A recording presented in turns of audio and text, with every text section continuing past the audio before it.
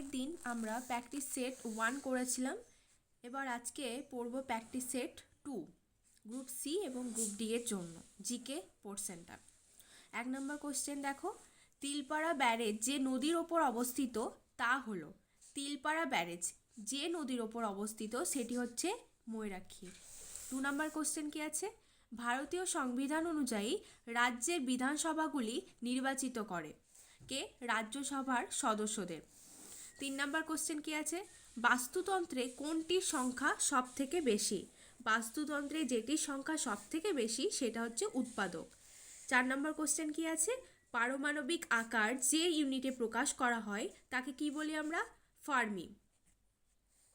5 নম্বর question, computer কি ধরনের যন্ত্র? কম্পিউটার ইলেকট্রনিক যন্ত্র। তারপরে 6 নম্বর কোশ্চেন কি আছে, শকাব্দের কবে সূচনা ঘটে? শকাব্দের সূচনা ঘটে 78 এডিতে। এরপর 7 নম্বর কোশ্চেন, কোন গভর্নর জেনারেলের শাসনকালে ভারতে রেলপথের সূচনা হয়? তাহলে রেলপথের সূচনা হয়েছিল লর্ড ডালহৌসির আমলে। এরপর চুম্বি উপত্যকা কোন সীমান্তে অবস্থিত? চুম্বি উপত্যকাটা সিকিম ভুটানে অবস্থিত। 9 নম্বর কোশ্চেন কি আছে, ভারতের সংবিধানের কত নং ধারায় মৌলিক কর্তব্যগুলি আলোচনা করা হয়েছে? কত নং ধারাতে আছে মৌলিক কর্তব্য? 51 নং ধারা। শুধু 51 নয় কিন্তু 51 নং ধারা। 10 নম্বর কোশ্চেন, কোন সংস্থা এশিয়ান গেমস আয়োজনের দায়িত্বে থাকে? তাহলে এশিয়ান গেমস যেটা আয়োজন করে যারা, তারা হচ্ছে কে না অলিম্পিক কাউন্সিল অফ এশিয়া। এরপর দেখো 11 নম্বর কোশ্চেন, বিশ্ব এইডস দিবস 2025 পালিত হলো গত 1 ডিসেম্বর। এই বছরের থিম কি ছিল? এইডস দিবসের থিম কি ছিল?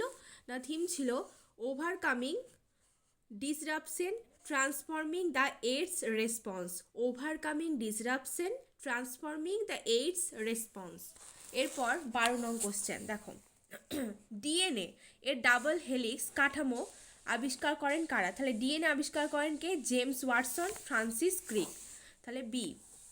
এরপর 13 নম্বর কোশ্চেন দেখো, কৃত্রিম বুদ্ধিমত্তা বা এআই এর কোন ক্ষেত্রটি মানুষের মতো পাঠ্য বা ছবি তৈরি করতে পারে? এটা হচ্ছে কি না জেনারেটিভ এআই। এরপর দেখো 14 নং কোশ্চেন, ভারত সরকারের প্রধানমন্ত্রী জনধন যোজনা এর মূল লক্ষ্য কী ছিল? এর মূল লক্ষ্য কী ছিল প্রধানমন্ত্রী জনধন যোজনায়? দেশের প্রতিটি পরিবারকে ব্যাংকিং পরিষেবার আওতায় আনা। 15 নম্বর কোশ্চেন দেখো, বাংলার শীতলপাটি কোন জেলার ঐতিহ্যবাহী শিল্প?